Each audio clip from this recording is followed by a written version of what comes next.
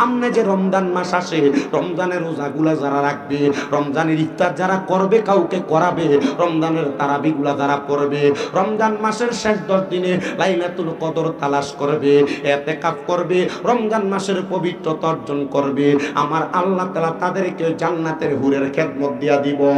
মুসলমান ইমানদার, কিন্তু তুমি তো জান্নাতের হুরের পাগল হও না, দুনিয়ার বেডির পাগল হও, দুনিয়ার মাইয়ার পাগল হও। চেহারা যত সুন্দর হোক না কেন, যৌবনের তাড়নায় পইরা তুমি পীড়িতের সম্পর্কের মধ্যে লিপ্ত হয়ে যাও। দেখবেন রোজার মাস আসলে বহু রোজাদার বেরোজগার আছে, যারা গ্যাস্ট্রিকের সমস্যা বাইরে যায়। বহু রোজাদার আছে যারা ডায়াবেটিস রোজার মাসে বেড়ে যায়। জুহু বেরোজগার আছে, বহু দাড়ি পাকা মুরব্বী আছে, তারা সব করতে পারে কিন্তু রোজা থাকতে পারে না। কদ্দুর ভরে ভরে তার ফ্যাটের বুক লাগি। আচ্ছা, যেই লোক সারাদিন কষ্ট করে রোজা রাখে আর যেটা রোজা রাখে না, দুইটা কি একরকম?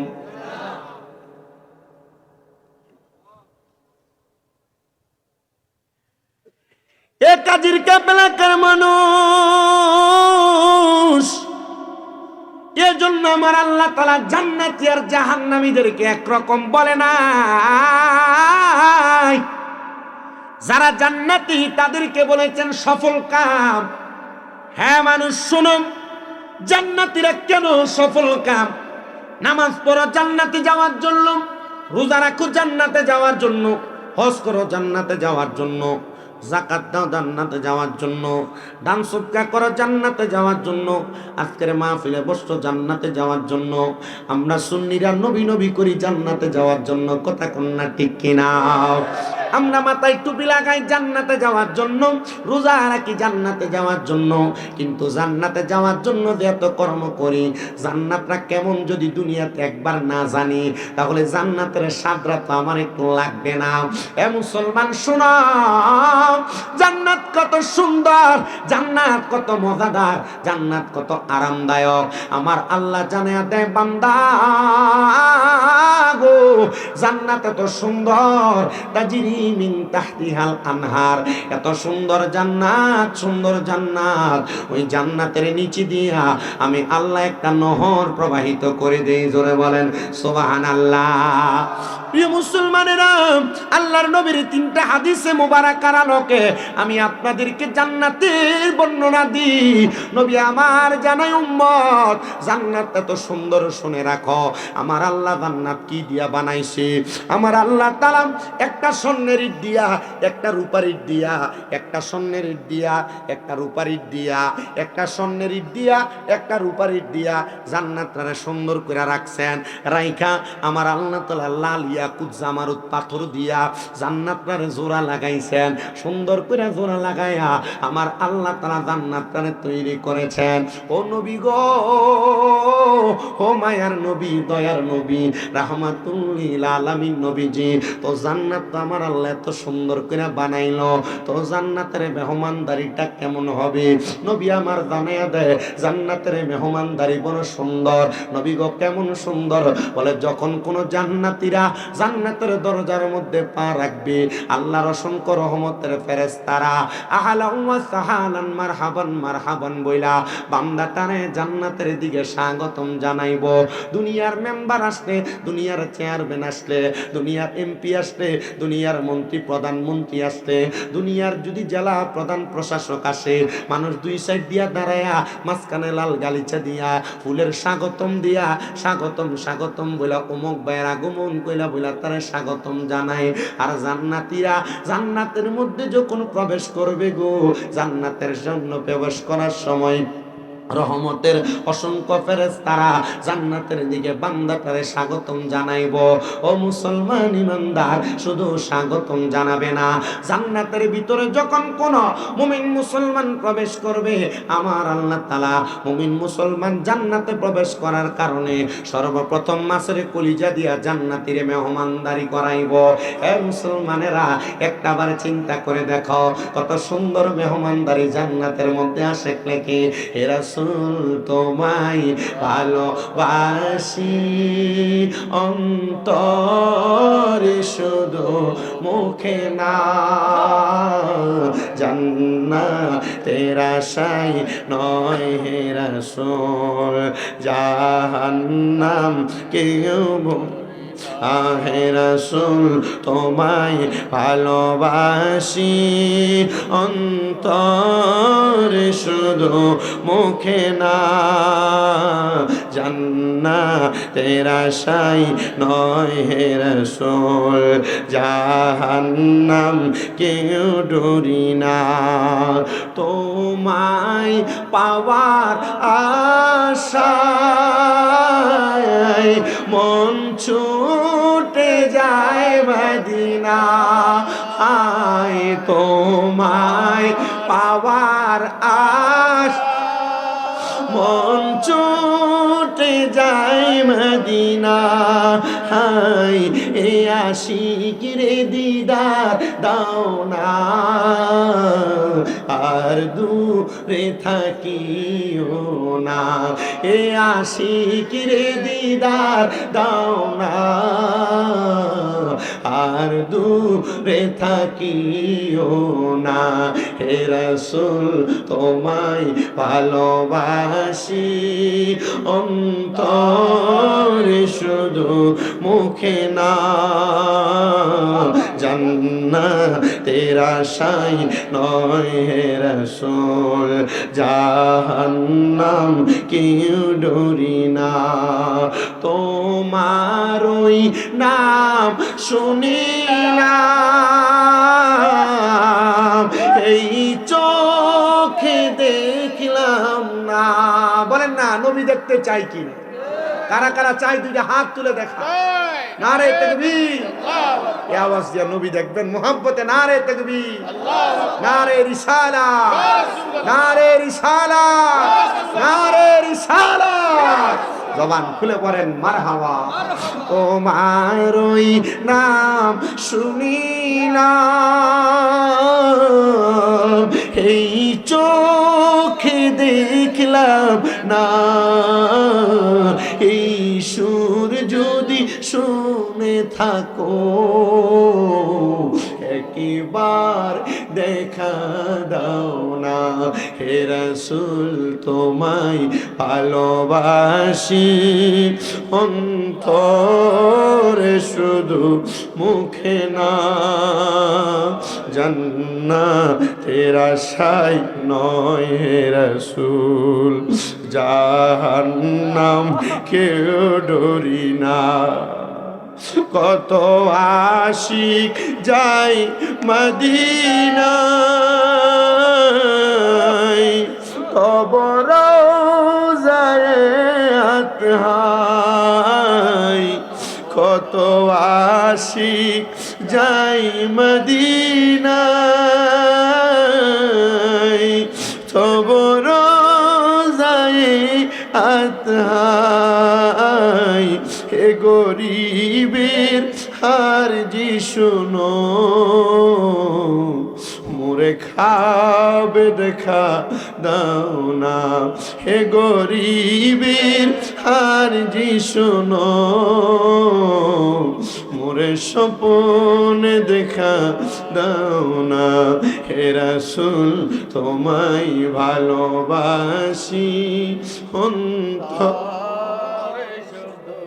মুখে না জান্নাতের আশায় নয় হে রাসূল জাহান্নাম কেউ ডরি না এ আমার কাজীর কাবেলাকার প্রিয় মুসলমান গো আমরা সুন্নিদের একটা দোষ আছে আমরা সুন্নিরা নাকি শুধু নবী নবী করি কথা কন না ঠিক কিনা সুন্নি মুসলমান কেন নবী নবী করি?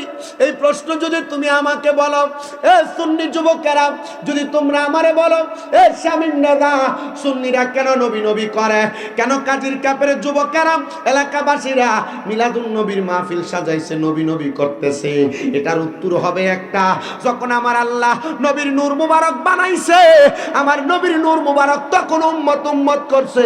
যখন আমার নবীজি আলমে আরোহার মধ্যে ছিল তখন উম্মত উম্মত করছে। যখন আমার নবীজি মায়ের গর্ভের মধ্যে ছিল তখন উম্মত উম্মত করেছে। যখন আমার নবী দুনিয়াতে 570 খ্রিস্টাব্দে 12 রবিউল আউয়ালে নবী দুনিয়াতে আগমন করছে, সাজদায় পড়ে উম্মত উম্মত করেছে। 63 সাল জিন্দেগি নবী আমার উম্মত উম্মত করেছে। রওজা মুবারকে যাওয়ার পর নবী আমার উম্মত উম্মত এখনো করতেছে, কিয়ামতের আগ পর্যন্ত করবে। হাসরের ময়দানে নবী আমার উম্মত উম্মত করে, আমার নবী উম্মত উম্মত করবে।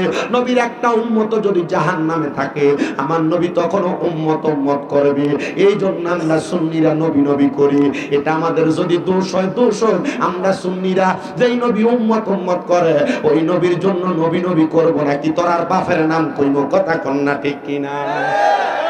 ওরে নবীর প্রাণে, আরে নবীর শান নিয়ে যদি আমরা যদি নবীর শান মানাতমতের গুণগান গাই, আমাদেরকে ভণ্ড আর বেদাতি কত রকমের কত কথা বলে, তাদের কথায় কান্না দিয়া নবীকে পাওয়ার জন্য ইবাদত কইরা দাও, নবী নবী কইরা দাও। দেখবা দুনিয়া আখেরাত কবর হাসর মিজান ফুলসিরাত সব তোমার একবারে কামালিয়ত অর্জন হয়ে যাবে। এ প্রিয় মুসলমান ইমানদারেরা, আমি শুধু জান্নাতের বর্ণনা তোমাদের কাছে দিতেছিলাম। জান্নাতে তো সুন্দর, জান্নাতীরা জান্নাতে যখন প্রবেশ করবে, জান্নাতের মধ্যে প্রবেশ করার সাথে সাথে জান্নাতীদেরকে আমার আল্লাহ তাআলা সর্বপ্রথম ফেরেশতাদের মাধ্যমে জান্নাতীদেরকে এমন একটা মেহমানদারি করবে, মাসরে কলিজা দিয়া মেহমানদারি করাবে।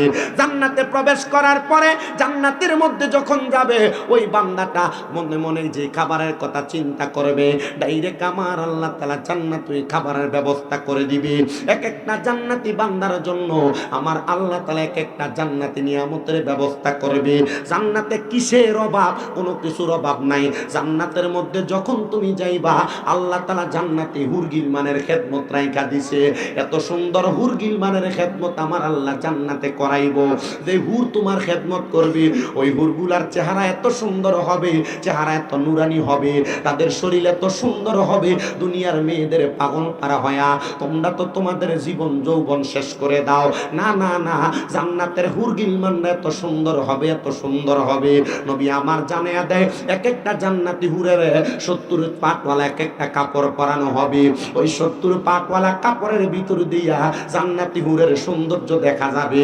শুধু সৌন্দর্য দেখা যাবে না, হুরের শরীরের গোশতের উপর দিয়া হুরের শরীরের ভিতরে যে হাড্ডি আছে, ওই হাড্ডিটা পর্যন্ত দেখা যাবে। হাড্ডির ভিতরে যেই মজি আছে, জান্নাতি হুরের ওই হাড্ডির ভিতরের মজি দেখা যাবে। ইয়া রাসূলুল্লাহ, নবী ও মায়ার নবী গো, ওই জান্নাতি হুরের খেদমত কারা পাবে? বলে যারা নামাজি। আরামের কথা, জান্নাতের মজার কথা, জান্নাতের আরাম আর মজা তো বুঝলেন। এবার জান্নাত পাইয়া খুশি হইয়েন না, জাহান্নাম নামক একটা জায়গা আছে। এ মুসলমান, দুনিয়া দুনিয়া কইরা বাড়ি ঘরের পাগল হইয়া একটা টিনের ঘর বানাইলে মাথায় পোকা উইটা থাকে। যদি আমার টিনের ঘরটারে বিল্ডিং বানাইতে পারতাম, বিল্ডিং বানানোর পরে মাথায় টেনশন থাকে।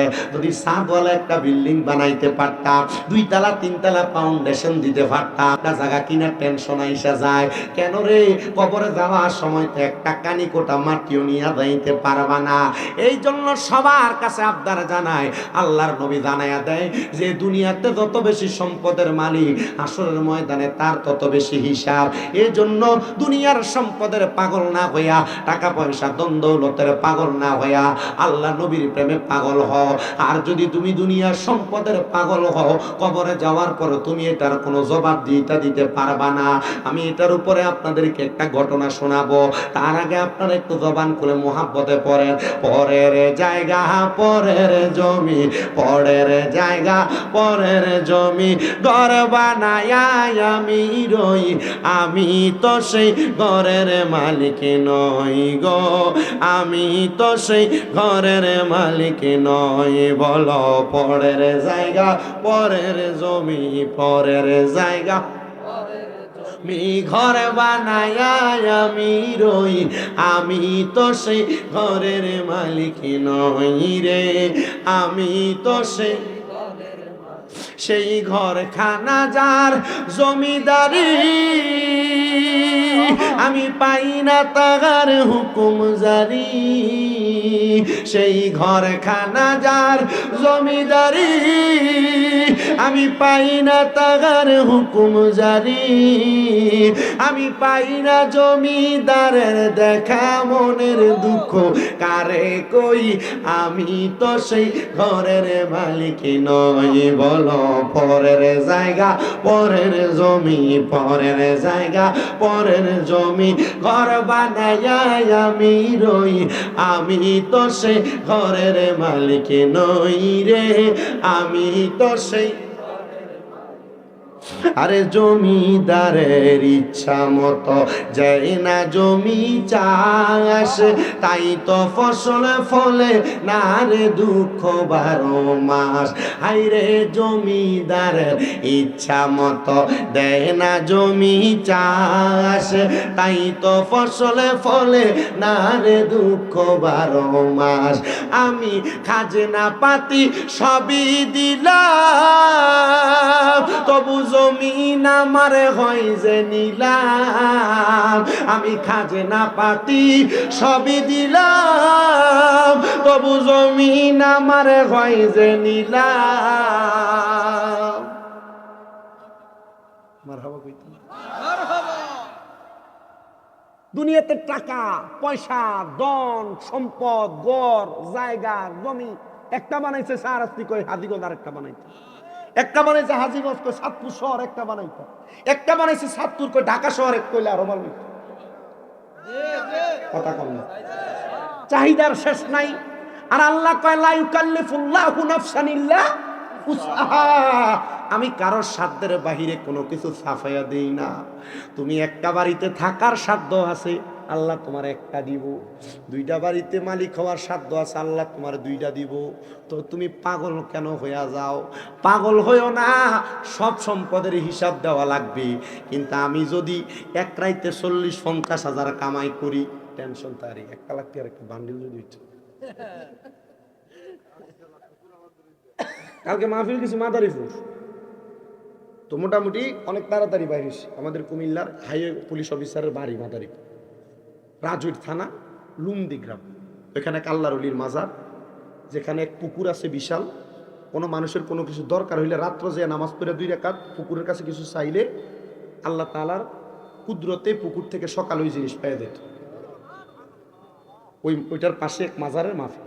আমি গেলাম ভাই এখন পাওয়া যায়নি, তো তারা বললো যে না ভাই, এক সময়ে সব যখন পাইতো এক লোকে মাল পাওয়ার পর সব ফেরত দিছে, একটা জিনিস ফেরত দেয় না, না দেওয়ার পর থেকে এখন আর কিছু চাইলে পাওয়া যায় না। ওই জায়গায় মাহফিলে গেছে, হাদিয়া মোটামুটি 50।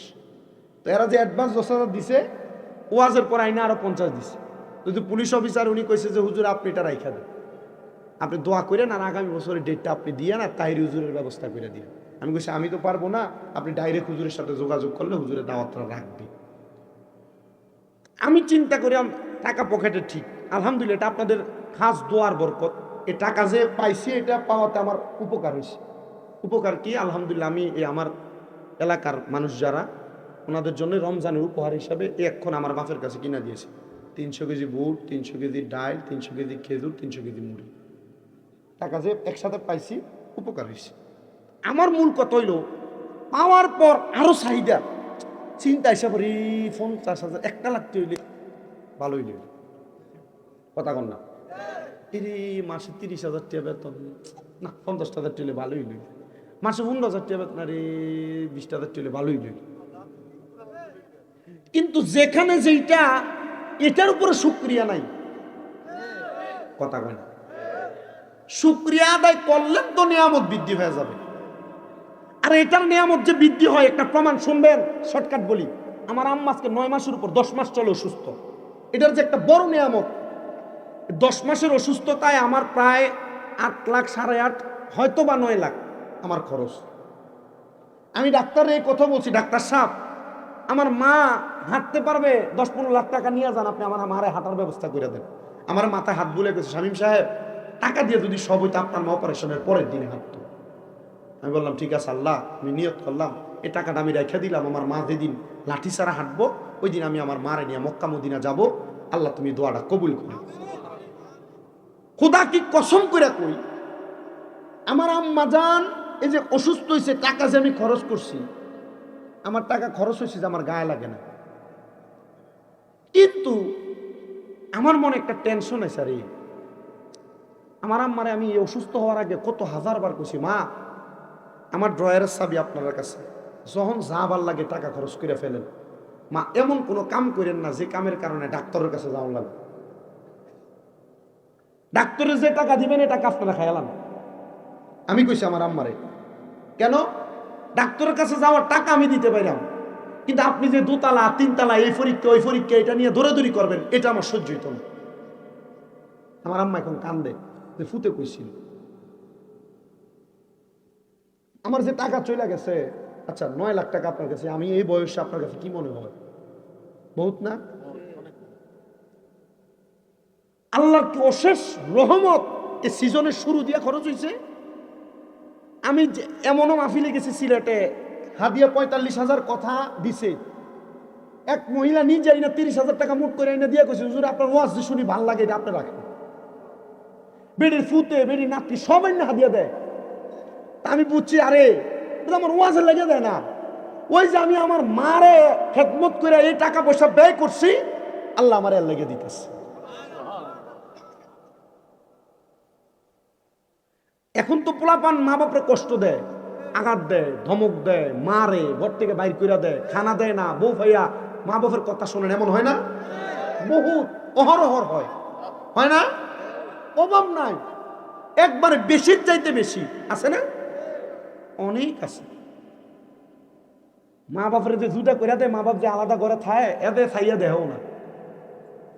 আর আমি রাত্রে বাড়িতে যে আমি আগে আমার মার ঘরে ঢুকি, অপারেশনের পরে প্রথম 2 মাস 11 দিন আমি আমার নিজের যে খাট, এই খাটের ভিতরে 1 মিনিটের জন্য আমার পিঠটা লাগাই নাই। আমার মা খাটে ঘুমাইছে, আমার মার রুমে, আমি নিচে পাশে শুয়েছিলাম। আগে দেখছি মা ঘুমাইছিনি, ঘুমাইলে নিজে চোখ কাটছে। এমন হয়েছে যে 1 ঘন্টার ভিতরে 6-7 বার ঘুম ভেঙে গেছে, উইটা দেখছি, ডাকলে দিছে। আমার ইজ্জত কমতো না, আমার সম্মান কমতো না। এই 2 মাসের ভিতরে আমার আম্মা বিছানা যে প্রস্রাব পায়খানা করছে, হাতড়ি দিয়ে পরিষ্কার করছে। এমনও হয়েছে যে একবার পরিষ্কার করছে, আবার করছে, আবার করছে। বমি আসছে, বমি ছাড়ি নাই, মার সামনে করে দিলে মনে করবো যে কষ্ট পাইছে, মুখে ধরে রাখছে।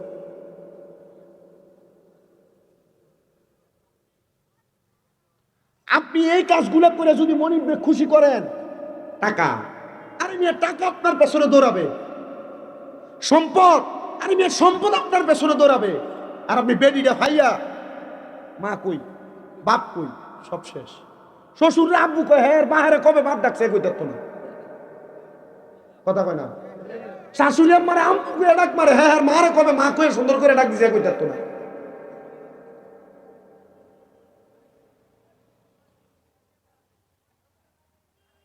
এতটুক কথা মাথায় রাখেন, সম্পদের পিছনে আপনি দৌড়ানো লাগবে না। এই মিয়া আমার কোনো এলেম কালাম কিছু আছে? আমি কামেল পরীক্ষা দিচ্ছি ফেকাতে, আমার অনার্স শেষ বাংলায়। আচ্ছা আমার এই এলেম দিয়ে আমার থেকে বড় বড় আলেম আসে না চাঁদপুরে? আমার অত টাকা মানুষ কেন দেয়? আমি বুঝছি। আমি ওই যখন ক্লাস 6-7-এ পড়ি, ওয়াজে শুনছিলাম মা বাপের ফাঁয়ে চুমা দিলে আল্লাহ জান্নাতের চৌখাটে চুমা দেওয়ার সওয়াব পাওয়া যায়। আমি আইয়া মা বাপের ফাঁয়ে চুমা দিছি, বেড়ার ঘর, বাতার বেড়ার ঘর, এখন তো আল্লাহ বিল্ডিং এ রাখে, বাতার বেড়ার ঘর চুমা দিছি আইসা। এরপর থেকে আল্লাহ দাম বাড়াই দিছে, সম্মান বাড়াই দিছে, ইজ্জত বাড়াই দিছে। আচ্ছা আমারে দিলে আপনারে কি আল্লাহ দিতে পারে না? আমার খুদা আর আপনার খুদাতে কোনো পার্থক্য আছে নাকি? কথা কই না। এই জন্য একটু মোহাব্বতে এই মা বাবার প্রতি একটু নজর দিয়েন, এরা খুশি তো আল্লাহ খুশি। আল্লাহর পড়ে নবী আমার, আল্লাহর পড়ে নবী আমার, তারে পড়ে মা জননী, মা যে আমার নয়নের মনি বলেন মাঝে আমার মনি বলেন আল্লাহর পরে নবী আমার, আল্লাহর পরে নবী আমার, তারপরে মা জননী মাঝে আমার মনি বলো মাঝে আমার। ওরে কত কষ্ট করলাম গো সন্তানের লাগিয়া, নিজে না খাইয়া মাগো সন্তান রে খাওয়াইলাম, মাগো সন্তান রে খাওয়াইলাম। ওরে অসুস্থ হইলে গো সন্তান জড়ে চোখের পানি, মাঝে আমার নয়নের মনি বলো মাঝে আমার নির্মনি বলো আল্লাহর পরে নবী আমার, আল্লাহর পরে নবী আমার, তারপরে মা জননী মাঝে আমার নয়নের মনি বলো মাঝে আমার। ওরে ছেলে যদি যায় বিদেশে মা বাবা চারিয়া, অসুস্থ হইলে বাইরে মায়ে যায় জানিয়া, বাইরে মায়ে যায় জানিয়া। ওরে ছেলে যদি যায় বিদেশে মা বাবা চারিয়া, অসুস্থ হইলে বাইরে মাঝে যায় জানিয়া, বাইরে মাঝে যায় জানিয়া। আরে পশু পাখি জানার আগে পশু পাখি গে জানে মা জননী, হাইরে মাঝে আমার নয়নের মনি বলেন মাঝে আমার নির্মনি।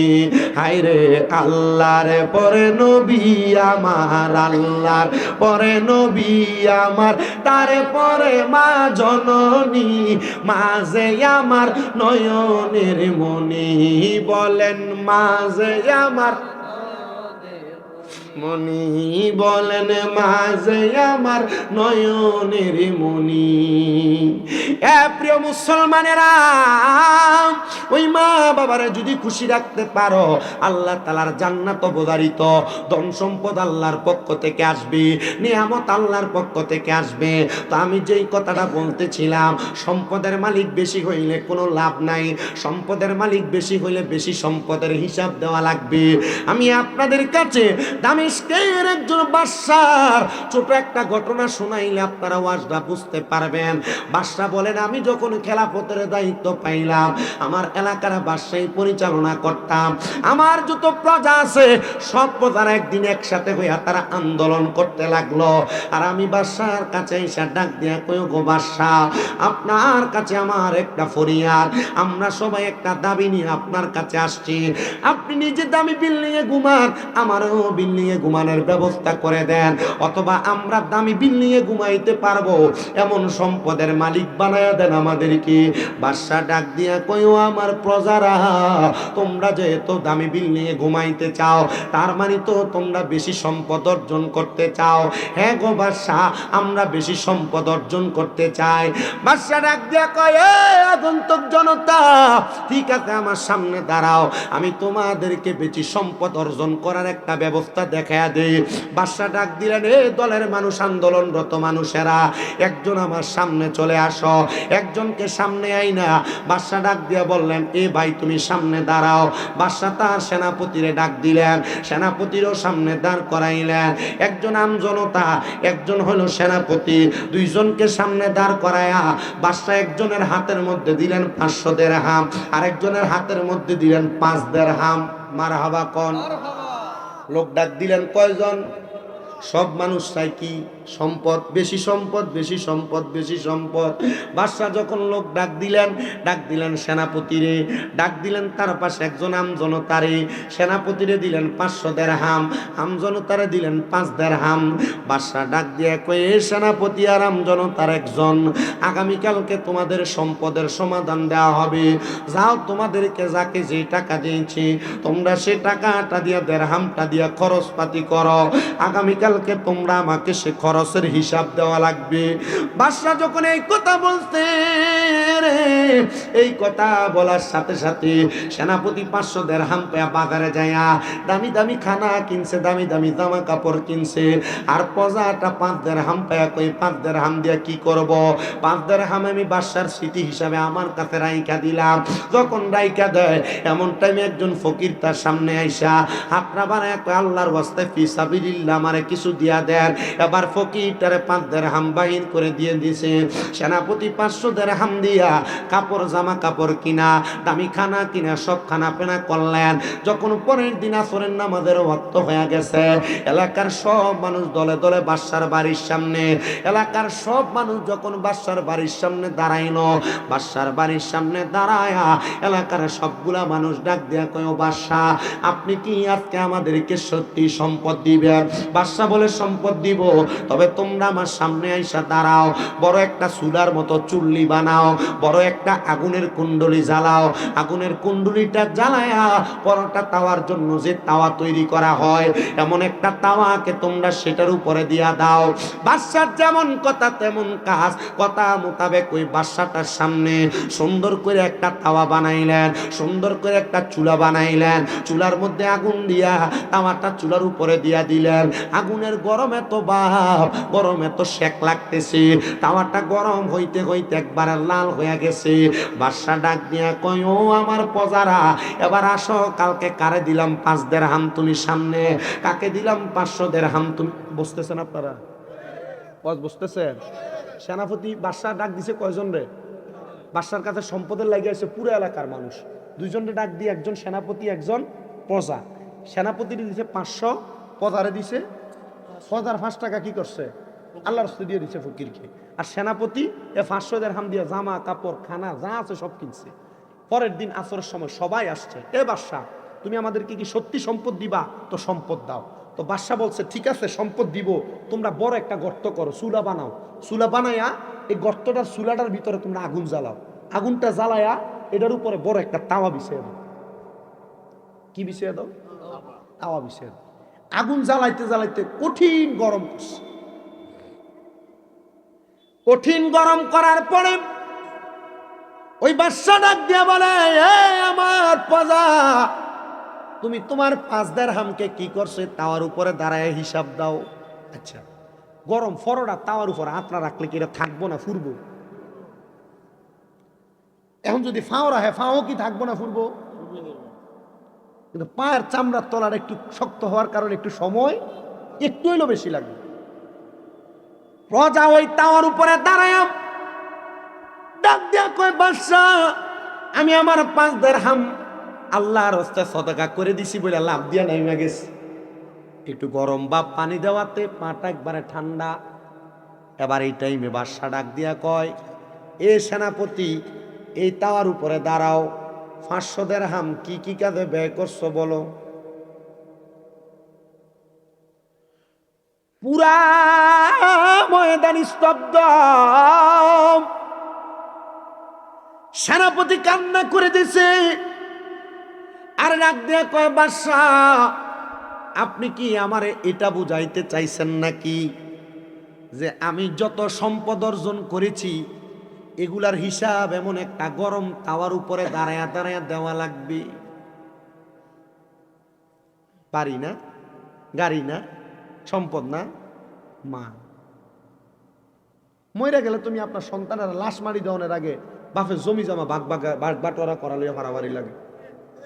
ফেসবুকে না ইউটিউবে এক ভিডিও দেখলাম, বাপের লাশ মারি দিতে দেয় না, কইছে আগে জমি ভাগ করে আর পরে লাশ মারি দিই। এমন অহরহর ঘটনা দেখলাম। বেটা মইরা চেয়ারে ঢেলান দিয়ে রয়েছে, বেটার এই মরা লাশ চেয়ার থেকেও সরাই নাই, এই লাশের টেবিলের উপর থেকে টিপসই নিয়ে সম্পদ নিয়ে যাচ্ছে। এজন্য লিখতেছি, আরে চোখেরই পলকে তুমি হতে পারো লাশ, চিরতরে বন্ধ হবে তোমারই নিঃশ্বাস। পারেন তো আপনারা? পোলাপানি বেশি পারে, আপনারা যারা পারেন একটু মহাব্বতে পড়েন। আরে চোখেরই পলকে তুমি হতে পারো লাশ, চিরতরে বন্ধ হবে তোমারই নিঃশ্বাস, হবে এলান তোমারই নাম মসজিদের মাইকে, হবে এলান তোমারই নাম মসজিদের মাইকে, বাড়িওয়ালা নাই রে বাড়ি নাই রে দুনিয়াতে, বাড়িওয়ালা নাই রে বাড়ি। আরে বাড়ি গাড়ি মেল ফ্যাক্টরি টাকার পাহাড়, বিলাসিতায় কেটেছে জনম কতই অহংকার। আরে বাড়ি গাড়ি মেল ফ্যাক্টরি টাকার পাহাড়, বিলাসিতায় কেটেছে জনম কতই অহংকার। দামি কাপড় ছেড়ে হবে, দামি কাপড় ছেড়ে হবে সাদা কাফন পরিতে, বাড়িওয়ালা নাই রে বাড়ি নাই রে দুনিয়াতে, বাড়িওয়ালা নাই রে বাড়ি নাই রে দুনিয়াতে, বাড়িওয়ালা নাই রে বাড়ি। আরে তোমার বয়ে থাকতো মানুষ ছিল বাহাদুরি, তোমার বয়ে থাকতো মানুষ ছিল বাহাদুরি, ভাবনি হাওয়ায় উড়া তুমি যে রঙ্গিনী ঘুরি। গায়ের কি মুডামি কি শক্তি, খেলা দিয়ে হালায় দেয়। তোমার ভয়ে থাকতো মানুষ ছিল বাহাদুরি, বাবনি হাওয়ায় উড়া তুমি যে রঙিনী ঘুরি, সুতোয় টানে দিলে মালিক, সুতোয় টানে দিলে মালিক পারবে না থাকিতে, বাড়িওয়ালা নাই রে বাড়ি ইয়াতে, বাড়িওয়ালা নাই রে বাড়ি নাই রে দুনিয়াতে, চোখেরই পলকে তুমি হতে পারো লাশ, চিরতরে বন্ধ হবে তোমারই নিঃশ্বাস, হবে এলান তোমারই নাম মসজিদের মাইকে, বলো হবে এলান সবারই নাম মসজিদের মাইকে, বাড়িওয়ালা নাই রে বাড়ি নাই রে দুনিয়াতে, বাড়িওয়ালা নাই রে বাড়ি নাই রে। বাদশার সেনাপতি ডাক দিয়া কয়, বাদশাহ আমি যদি এই তাওয়ার উপরে দাঁড়াই, আমি দাঁড়াইয়া বলতে হবে আমি তোমার 500 দিরহাম দিয়া আমার পুরা পরিবারের জন্য জামা কাপড় কিনছি, আমি দাঁড়াইয়া বলতে হবে এই টাকা দিয়ে আমি খানা পেনা কিনছি, আমি দাঁড়াইয়া বলতে হবে এই টাকা দিয়ে আমি সুগন্ধ কিনছি। বাদশা গো আমি যদি এই তাওয়ার উপরে দাঁড়াই, আমার পায়ের পাতা আমার পায়ের সাথে থাকবে না, তাওয়ার মধ্যে গইলা যাবে, রান্না হয়ে যাবে। বাদশা গো একবার বলেন না আমারে কি মাপ দেওয়া যায় না? আমার নবীজি রাহমাতুল লিল আলামিন নবীর একটা হাদিস বাদশা শুনে দেয়, দুনিয়ার আমার পদার দলেরা এবার তোমরা বলো কার কত সম্পদ লাগবে, কার কত জমি জমা লাগবে, আমি বাদশা প্রয়োজনে আমার বাদশাই ছেড়া দিতে রাজি, তবুও আমি তোমাদেরকে খুশি করতে চাই, কারণ তোমরা মানুষ, তোমরা যদি খুশি হও আমার আল্লাহ খুশি হয়ে যাবে। বাদশা কয় আমার পুরা রাজপ্রাসাদ ছেড়া দিলাম, রাজপ্রাসাদ তোমরা নিয়ে যাও, তবে তোমরা আর আমার কাছে সম্পদ চাইও না। এখন বাদশার রাজপ্রাসাদের রাত চেয়ার থেকে নাইমা গেছে, কিন্তু বাদশার রাত চেয়ারে যে কেউ বয় না। কি সম্পদ নিতে না, সম্পদ নিতে না। এবার সবাই ডাক দিয়া কয় বাদশা রে, এ বাদশা আমরা তো এই রাজপ্রাসাদ নিতাম না, তো তুমি যে থাকো হিসাব দিবা কেমনে?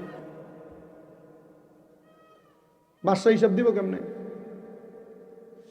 বাদশা ডাক দিয়া কয় দুনিয়ার মানুষ আমি হিসাব কেমনে দিব, আমি তো এটা নয় এই প্রত্যেক দিন রাত্রবেলা ঘুমাই না। আপনারা মনে করছেন টেহার মালিকটা আরামে ঘুমা, হুদা কথা, হেঁটে ঘুমের ট্যাবলেট কিনা নিও, খাইয়া 3টা 4টা অমানে খা, ঘুমোয় না। কথা কয় না তো, টিয়া পয়সার মালিক যারা বেশি আর ঘুমোয় না। ও হ্যাঁ, পা কামড়া, আট কামড়া, ডায়াবেটিস, প্রেসার, গ্যাস্ট্রিক, আলসার সব সমানে, কথা কয় না। ঠিক কিনে? আবার আরেক জাতের পয়সাল আছে যেটি কিপটিয়া, টিয়া পয়সা যা সব ব্যাংকে নিয়ে খুবাইছে। কথা কয় না? এই যে রোজার মাস আইতেছে, একটা গরিব দুঃখীর একটা দিনের ইফতার দিত না। কথা কয় না? একটা গরিব দুঃখীর একদিনে সাহারি কিনে দিত না। খাইবো এই রমজান মাসটা যে আইবো, গরিব দুঃখী কি দিয়া খায় একবার খবরও লইত না। এদিক টিয়া ডাক্তারে খাইব। কথা কয় না? অনেকটা টেনশন। আমি আমার হুজুরে যে গেলাম, হুজুর ডাক্তারে যে খাইবো তা আমার যে গেলি গেল। আমি তো আপনারা এই যে কইলাম যে 300 কেজি কইরা 300 পরিবারের জন্য আমি রেডি করছি। হুজুর তা আমি তো মানুষের খাবাই, বছর তো একবার হলে একটা গরু ছাগল কাটতে মানুষের খাবাই। তো হুজুর আর ডিজে গেল, ওইটি তোর আল্লাহ ইমানি পরীক্ষা করে। আল্লাহ মানছি, আনালে কি ফেসে যে বললাম হইলে। সম্পদওয়ালারা, টাকাওয়ালারা, এ বিত্তশালীরা, সম্পদের হিসাব কিন্তু আমার আল্লাহর কাছে দেওয়ান লাগবো। শুধু বাড়ি গাড়ি বানাইলে চলবে না, সম্পদ বেশি বেশি ব্যয় করো, সম্পদ বেশি বেশি দিব আল্লাহ। তুমি যত দিবা আমার আল্লাহ তত দিব। আল্লাহর নবী কয় লা ইয়ারহামুল্লাহু মান লা ইয়ারহামুন নাস। যে ব্যক্তি মানুষের প্রতি দয়া করে না, আমার আল্লাহ তার প্রতি দয়া করে না। আর আমরা দেশের বহু সম্পদওয়ালা আছে, রমজান মাসে যাকাত দেয়নি। ওরে কি যাকাত দেয় শুনো রে, 40টা কাপড় আনে, 40টা লুঙ্গি আনে।